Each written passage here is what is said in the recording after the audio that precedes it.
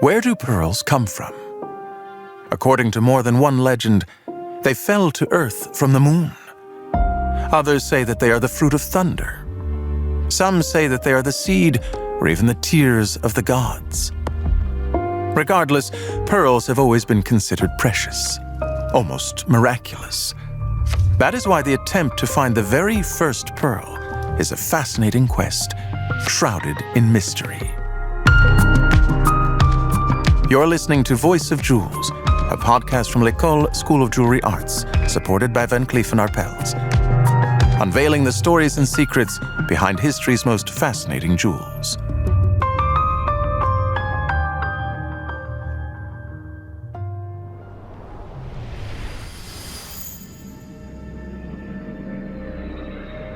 A pretty bead. This is what the archaeologist first thinks he has found, nestled within the mysterious tomb he is in the process of excavating. But how can that be? A bead? In a neolithic tomb? That would be impossible. The archaeologist furrows his brow. Ever so gingerly, he removes the small glowing sphere from its resting place, close to the skull's mouth. Evening begins to fall on the coast of the Arab emirate of Quenehen. A shiver runs along the archaeologist's spine. He realizes that he has perhaps just discovered the oldest pearl in history. So there are many theories dealing with the origin and the natural origin of pearls in oysters and in every mollusk, actually. Léonard Pouy, professor of art history and content and transmission manager at L'École School of Jewelry Arts. But we don't know for sure, actually, if we want to be serious. The theory of the sand grain is absolutely wrong. You can open all the pearls you want and all the pearls you'll find in the world. There will be absolutely no sand in it. Actually, oysters are filtering tons and tons of water, liters and liters of water, and they are filtering sand in order to feed themselves, so they can expulse it quite easily. No, the true reason is still quite complex, quite mysterious. There are scientific studies who are thinking that it could be a virus, it could be also a parasite, which would provoke this auto-mineralization in the epithelium, in the mantle of the oyster. There would be a pearl bag, which would be created, and like this, nacre, a mother of pearl, will make a pearl on its own. But this is why this phenomenon is extremely rare. One has been recently found in the Arabo-Persian Gulf, near the Al Quwain region, near Dubai and Sharjah, by archaeologists who found a pearl on the upper lip of a dead man.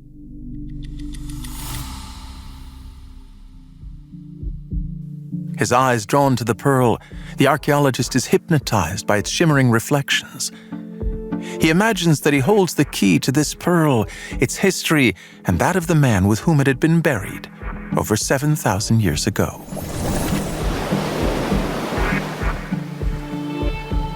(5,500 BC, Neolithic period.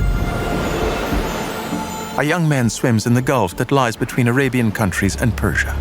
The turquoise waters teem with fish, and sometimes sharks, or even whales can be seen. Bubbles of air fizz at his nostrils. The young man rises from the depths, a handful of oysters clutched in his hands. His head finally bobs above the waves. He smiles as he draws closer to the shore. Fishing is a dangerous activity and sometimes yields very little. But today, he feels that fate has smiled upon him, in more ways than one. But who is this man? A coastal resident? Or an adventurous nomad from the Arabian hinterland?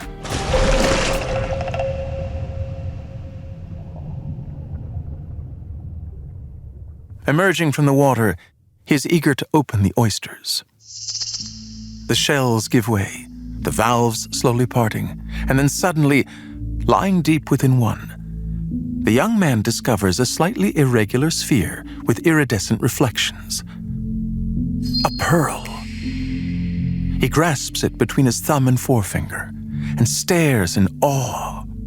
Its flawless luster and shape tells him that he has a treasure in his hands. And it's quite interesting, it's quite moving also to think that in this region, which was associated with nomadism, there's been some sedentarization ever since the Neolithic period, where fishers trying to create hooks from nacre opened some oysters, which were not edible, and found pearls, and probably were absolutely astonished and seduced by its beauty.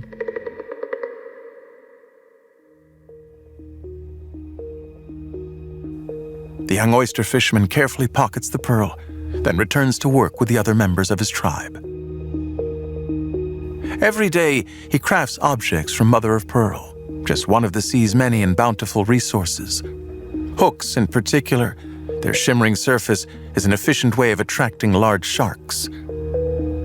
He wonders what he should do with his pearl. It plays on his mind. Should he pierce it and make it into a bracelet that he can offer as a gift?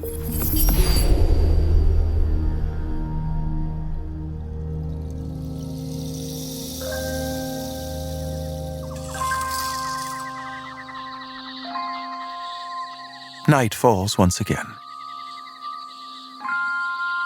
The young fisherman shivers. Twilight makes him uneasy. He worries that he may never see the light of the sun again. The fisherman sighs. He watches as the moon slowly rises and fills him with hope. Tonight, the moon is huge and seems to fill the entire sky.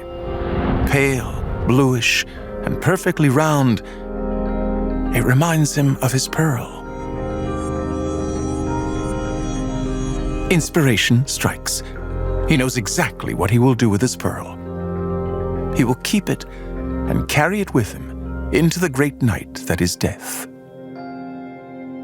He will ask his loved ones to put the pearl into his grave so that its gentle white glow will guide him through the darkness.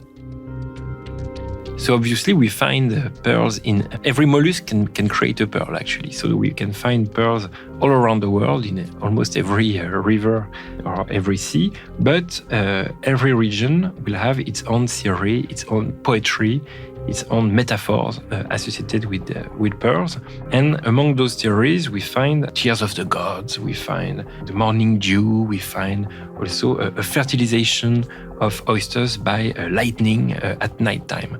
And this theory is quite interesting because it associates in Asia pearls with a nocturnal context. And maybe pearls are the gems of the night. And most often, people will associate gems with what you find on the ground or under the sea, what is above us, in the stars, in the skies. And definitely, and this is common to many cultures, the pearl would be associated with the moon because of its whiteness, because of its purity, because of its round perfection. In a way, maybe this could be also the case for the Middle East. There is this nocturnal identity of a pearl. Even in the dark, you can recognize a pearl by touching it, whether it would be much more difficult with another gemstone.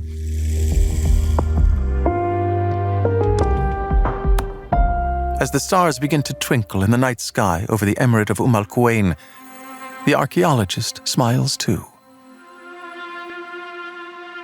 He tells himself that the owner of the pearl he has just discovered once stood on this very spot over 7,000 years ago. He too surely contemplated the same sky and felt the same fragrant salty breeze on his face, bathed in the glow of the oriental moon. Voice of Jewels, a podcast from L'École School of Jewelry Arts, supported by Cleef Arpels. Written by Quenehen and Aram Kebabdjian. Performed by Edoardo Ballerini and produced by Bababam. With the participation of Léonard Pouy, Professor of Art History and Content and Transmission Manager at L'École School of Jewelry Arts.